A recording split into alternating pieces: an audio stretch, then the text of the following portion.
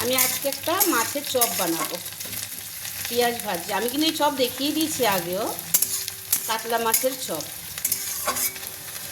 এখানে আলু আছে, এখানে আদা রসুন বাটা, জিরে ধনের গুঁড়ো, আর এই যে কাতলা মাছের কাঁটা ঠাটা সব ছাড়িয়ে রেখেছি। আর একটু লঙ্কা বাটা লাগবে, আর হলুদ লাগবে।